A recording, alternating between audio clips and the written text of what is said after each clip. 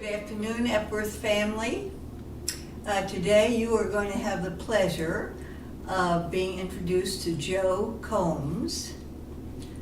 Joe has been here several months, so many of you may know him already.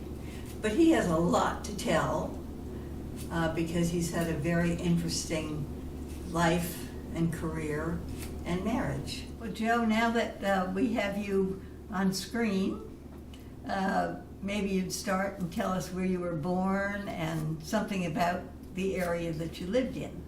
Okay, I was born in a little community. It sounds like Abe Lincoln, to what I want to tell you, because I was born right on a little cabin in a creek called Troublesome Creek.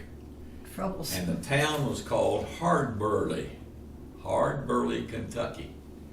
And it's between Hazard and Hindman, Kentucky. And if you've ever seen the floods they had in eastern Kentucky, in the Appalachia area, that was coming down a mountain and Troublesome Creek, and it filled up and went over top of the buildings and where I used to live. Well, my mother got mad at my dad. He was a coal miner, she says, and he had to pull somebody out of a coal mine. And she says, we're not staying here anymore. So we moved to southern Indiana, right across from Louisville, Kentucky. And how old were you then? I was 7. Oh, okay. And so you were already in school?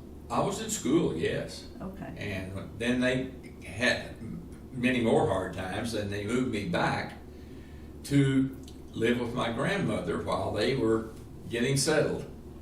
And the county that I was living in Kentucky, ran out of funds and had to close the schools. Oh my. So I had to come back. Instead of being in the 3rd grade, I was in the 2nd grade.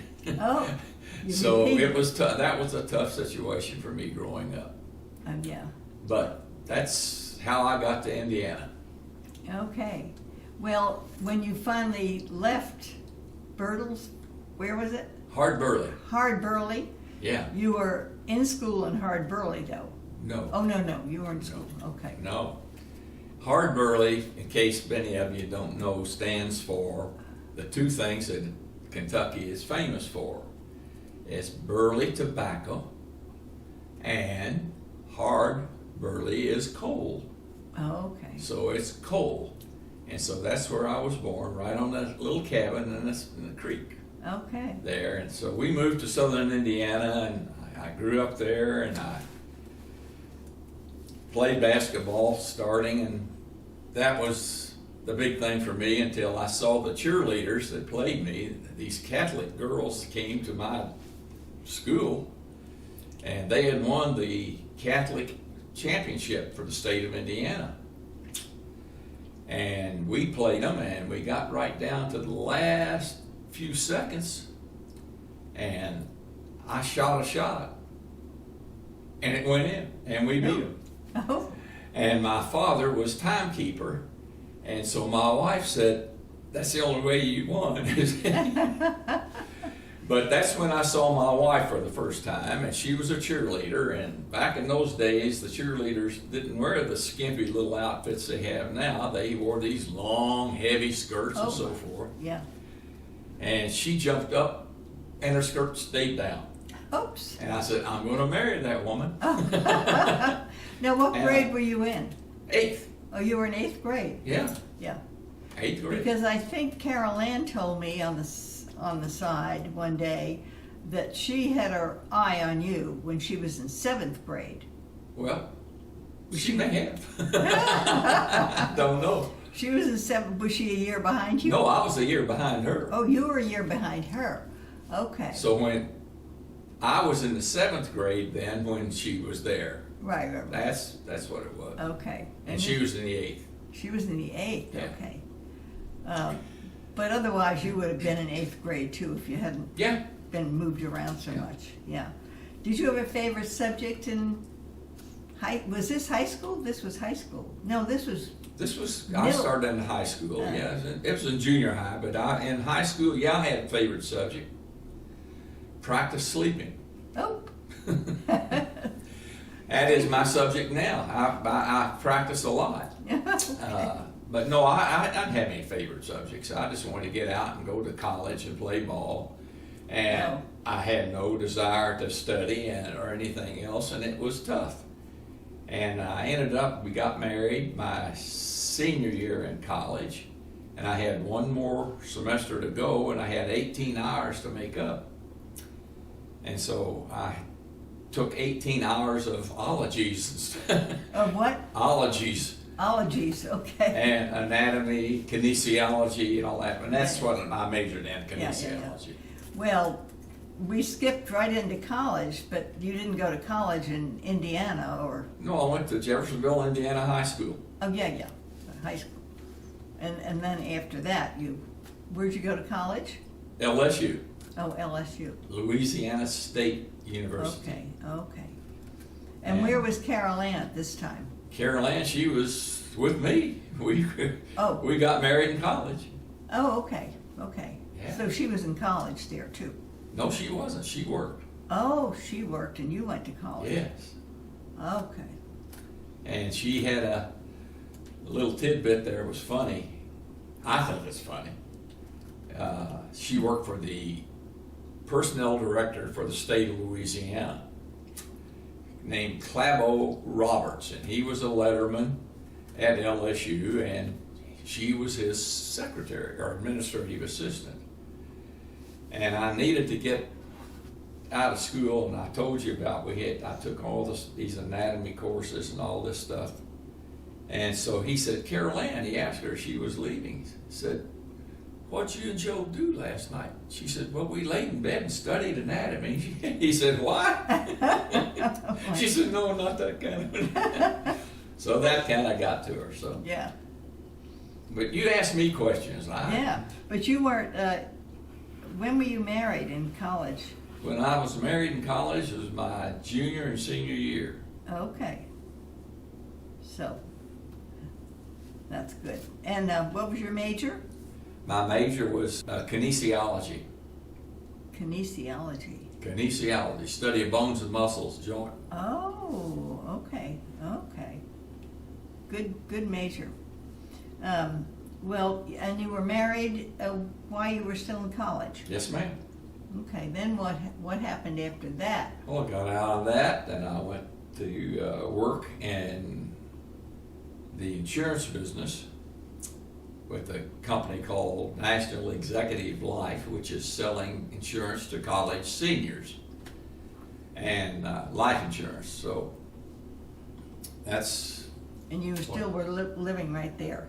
Yeah, I was living at LSU, but I moved to the University of Kentucky in Lexington, Kentucky to go into business. Okay, Washington, great. And so what happened after that as far as your work schedule? I just grew. I grew in that corporate business. I got promoted, and I grew, and I grew, and I grew, and no, I stayed in Kentucky, and then I got promoted and went to New York, and then went to Columbus, Ohio. And this is with Carol Ann and children? Children now, yeah. Oh, yeah. And then went to Atlanta, and then was told or offered the position to go to Darien, Connecticut, and commute back and forth and have a title and $7,500 increase a year to move from Atlanta.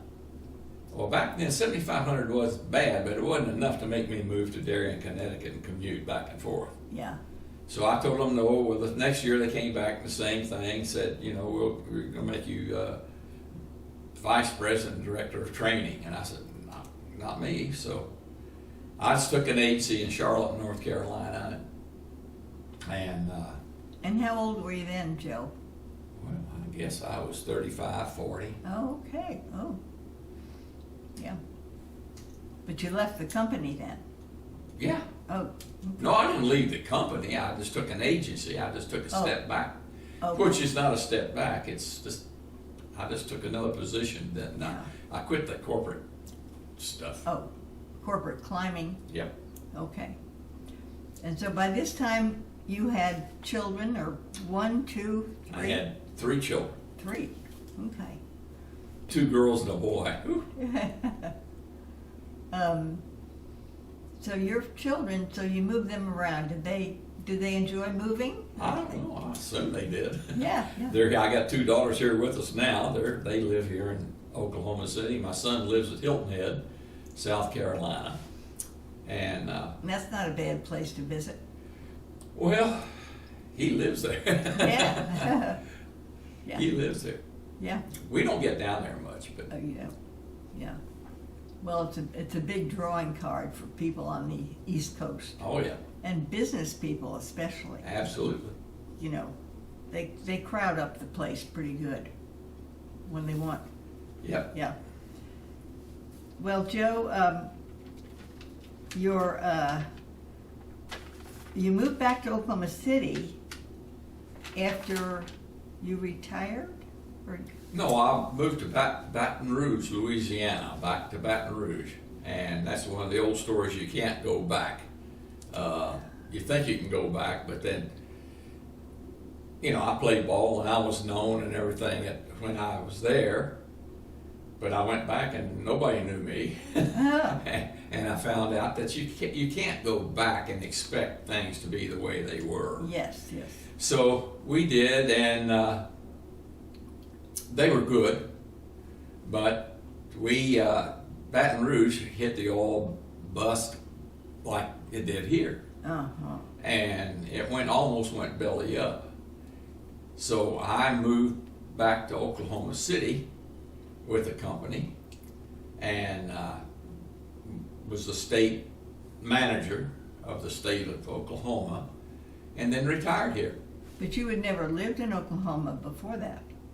No, No. and I came here and Yeah, built a pretty good yeah, deal. business. And the children came? The 2 girls came here. Okay. The boys didn't. Well, He, my 2 daughters live here now. yeah, yeah, okay. Well, that's wonderful. How old were you when you moved here? I don't know. Well, before you retired. Oh yeah. Yeah, yeah, Yeah, I built a business here, and okay. And after you retired, because you've been retired, I retired and I went to work for the Catholic Foundation of Oklahoma, and I was the executive director of the Catholic Foundation, but I was also executive director of stewardship and development for the Archdiocese of Oklahoma okay. Oklahoma City, Mm-hmm. and stayed there and officially retired there, and then went back and just kind of piddled. Yeah. So, So I knew about Epworth and all this, so we didn't have much of a deal to go through. We just knew that's where we wanted to go and have been happy ever since. that's wonderful. You've joined the rest of us, and we're happy to have you. Good. Well, thank you. Thank you. Delighted to have you. Thank you. Yeah.